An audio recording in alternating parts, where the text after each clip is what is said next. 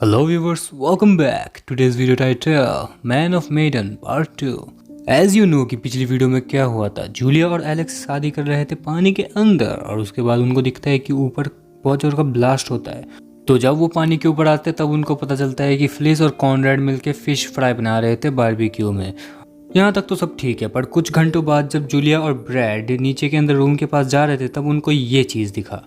और उसके बाद जूलिया ने भी अपने भाई को बोला कि सॉरी भाई, मैंने तेरे को स्वर्ग में बिताते हुए टाइम को बर्बाद कर दिया है। और उसका भाई भी शर्माते हुए चला गया बियर के बोतल्स को उठाने। और उसके बाद हमें को दिखाया जाता है कि सारे दोस्त मिलके बोट के ऊपर चिल कर रहे हैं, एक दूसरे को कहानी सुना रहे हैं। पर तभी फ्लिस कहती है कि तुम लोगों को वहाँ पे जाके सर्वे नहीं करना चाहिए था, क्योंकि वो किसी की रेस्टिंग एरिया होती है, क्योंकि वहाँ पे किसी की डेथ हो चुकी है। तो मुझे नहीं लगता कि वहाँ पे जाना तुम लोगों का सही हुआ है। तो उल्टा तुम लोगों ने तो वहाँ से भूत उठा के लाए हो यार, क्या जरूरत था प्लेन के अंदर से सामान लाने का। तब वहाँ से ब्रैड कहता है कि अरे यार क्यों तुम लोग बहस कर रहे हो, चलो मैं एक कहानी सुनाता हूँ हॉरर वाली और तुम सबको मजा आएगा। और तब ब्रैड सबको कहानी सुनाने लग जाता है एक भूत की, और उसको सुन के सब लोग डर जाते हैं एक्चुअली में। और उसके साथ खुशी खुशी उन लोगों की पार्टी यहाँ पे चलती है और हमें दिखाया जाता है कि रात के टाइम जब सब लोग सो रहे होते हैं और तभी हमको दिखाया जाता है कि 3 बंदे उनके बोट के ऊपर आ जाते हैं। और वो 3 बंदे उन सब के घर के अंदर आ जाते हैं, जिसमें वो सब लोगों को बांध के रख देते हैं। और उसके बाद जब वो कॉनरेड को पकड़ते हैं, कॉनरेड अपना फुर्ती दिखाते हुए किसी के सर पे बोतल मार देता है, बट उसको भी वो लोग बंदी बना लेते हैं। वो 3 गुंडे वही होते हैं जो कि सुबह उनके पास आके उनकी बोट को मांग रहा था, जो कि पिछली वीडियो में मैंने आप लोगों को बताया था। वो लोग इनके पास आते हैं और मैंचूरियन गोल्ड के बारे में पूछते हैं कि तुम लोग मैंचूरियन गोल्ड के बारे में क्या जानते हो। उन लोगों को कुछ समझ में नहीं आता कि मैंचूरियन गोल्ड होता क्या है। और वो एक एक करके सारे बंदों को बोट के बाहर ले जाते हैं और उन सबसे पूछताछ करने लग जाते हैं। और इस तरफ कॉनरेड बहुत ज़्यादा ही फड़फड़ा रहा था, इसलिए उसको बोट के एकदम किनारे पे ले जाके उसको धमकी देने लग गए कि अगर तुम ज़्यादा कुछ बोलते हो और मंचूरियन गोल्ड के बारे में हमें कुछ नहीं बताते तो हम तुमको यहीं पर ही मार देंगे। पर बहुत पूछताछ करने के बाद भी उनको पता चला कि इनको मंचूरियन गोल्ड के बारे में कुछ नहीं पता। और उसके बाद वो उन सब दोस्तों को एक घर के अंदर बंद करके रख देते हैं। इस तरफ एलेक्स जूलिया को छुड़ाने की कोशिश कर रहा था, और जब उनको पता चलता है कि उनके गेट के सामने कोई आ रहा है, वो लोग जल्दी से उसी पोजीशन में आ जाते हैं जिस पोजीशन में उनको बांध के रखा गया था। उनमें से एक बंदा कॉनरेड को उस रूम के अंदर वापस फेंक देता है और उसके बाद वहाँ से चला जाता है। और उसके बाद हमको दिखाया जाता है कि कॉनरेड और एलेक्स दोनों मिलकर प्लान बनाते हैं कि वो खिड़की तोड़ के बाहर की ओर जाएंगे और एक एक करके उन तीनों में से 2 बंदों को दबोच लेंगे। और उनके बाद वो एक अकेला बंदा क्या ही बिगाड़ लेगा उन सब का। और उसके बाद कॉनरेड चुपके वहाँ से जाता है और वो ट्राई करता है कि वो किसी एक बंदे को दबोच ले। और उसके बाद जैसे ही उसको एक मौका मिलता है, वो जल्दी से वहाँ से एक चाकू उठाता है, उनमें से एक बंदे को दबोच लेता है। और उसके बाद हमको दिखाया जाता है कि नीचे से एलेक्स भी एक बंदे को पकड़ के लेकर आता होता है बाहर की ओर। और उन लुटेरों के पास और कोई ऑप्शन नहीं होता सिवाय गन ड्रॉप करने के। तो वो जो मेन बंदा होता है वो अपना गन ड्रॉप कर देता है, बट बेसिकली ये उनका एक चाल होता है कि जैसे ही कोई बंदा उस गन को लेने की कोशिश करेगा वो उसको ही दबोच लेगा।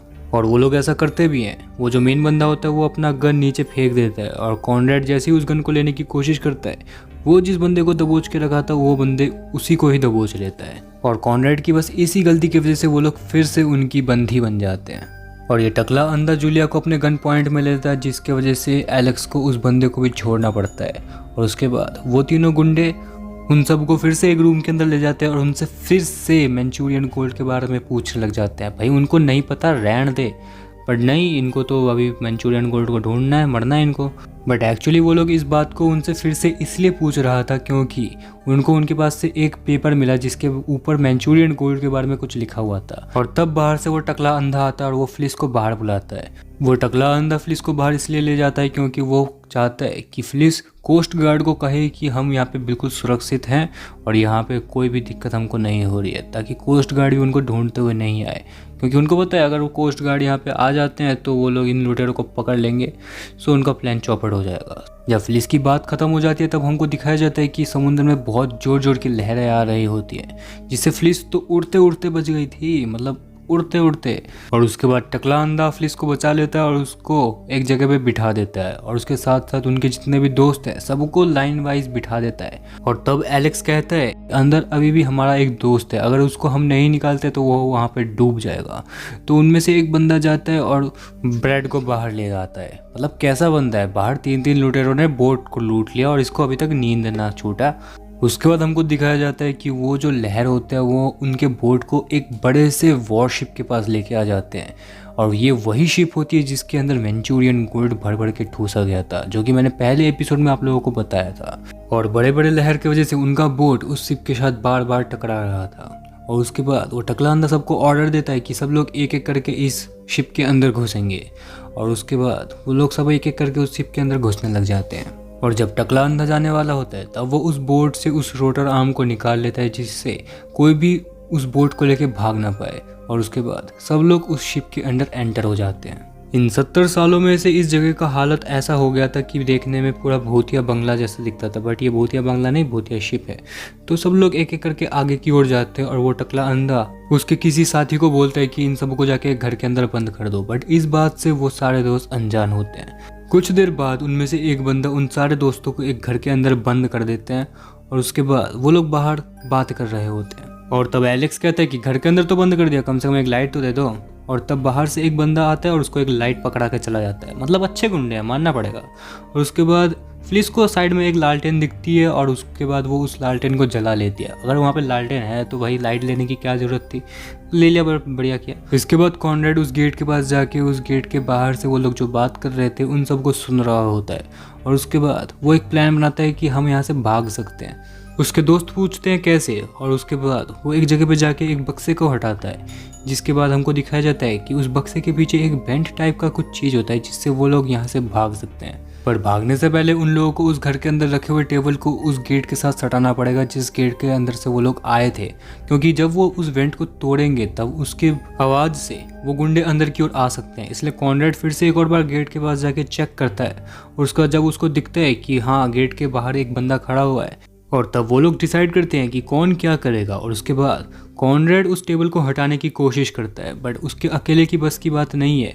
इसलिए कॉनरेड और फ्लिस मिलके उस टेबल को गेट के पास सटा देता है, और एलेक्स अकेला उस वेंट को तोड़ने की कोशिश करता है। जैसे ही एलेक्स आवाज़ करता है तब बाहर से वो लोग पूछने लग जाते हैं कि तुम लोग क्या कर रहे हो। और तब जल्दी से कॉनरेड और फ्लिस मिलके उस टेबल को गेट के साथ सटा देता है। और उसके बाद जैसे ही उस वेंट को तोड़ देता है एलेक्स, तब सब लोग मिलके एक एक करके उस वेंट की मदद से निकल जाता है। बट अनफॉर्चुनेटली फ्लिस वहाँ से नहीं निकल पाती, और उसके बाद टेबल को हटाते हुए उस गेट को खोल के वो सारे गुंडे मिलके फ्लिस को पकड़ लेते हैं। अब वो लोग जानते हैं कि अगर वो लोग फ्लिस को बचाने के लिए आते हैं तब वो गुंडे उनको भी पकड़ लेंगे, इसलिए वो लोग एक एक करके वहाँ से भाग जाते हैं। और भागते भागते वो ऐसे एक जगह पे पहुँच जाते हैं जहाँ बहुत ज़्यादा डेंजर होता है। और उसके बाद एलेक्स बाहर से उस गेट को बंद कर देता है, और उसके बाद वो लोग चलना शुरू कर देते हैं।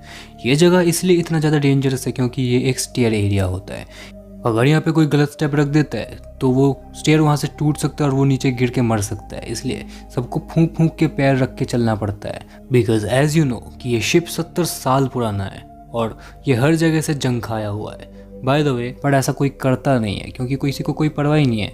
और उसके बाद हमको दिखाया जाता है कि वो लोग जहाँ पे पहुँचे वहाँ पे उन गैंग का लीडर भी आ चुका होता है। वैसे कोई गैंग तो है नहीं, 3 ही तो बंदे हैं।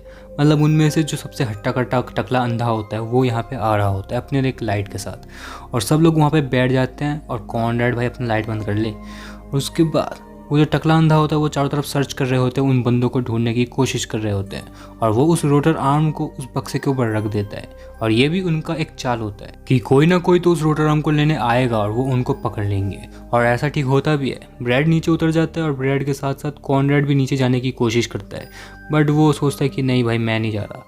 और उसके बाद हमको दिखाया जाता है कि वहाँ से और भी टकले अंधे के लोग आ रहे होते हैं। मतलब सब टकले अंधे नहीं है, मतलब उनके गैंग के लोग आ रहे होते हैं, और उनके साथ साथ फ्लिस भी आ रही होती है जो कि उनके पास कैद होता है। और उसके बाद वो उसको गन पॉइंट में लेके इधर उधर ले जाते हैं ताकि उसको देख के उसके दोस्त भी उसको बचाने आए। और तभी उनमें से एक बंदा ब्रेड की ओर लाइट मारता है। अब इसके बाद क्या होता है मैं आपको ये नेक्स्ट वीडियो में बताऊंगा। और सॉरी गाइस कि मैंने आज थोड़ा छोटा वीडियो बनाया, बिकॉज यू नो एक स्टूडेंट का लाइफ कैसा होता है। By the way, I will try to upload video every day, and thanks for watching guys.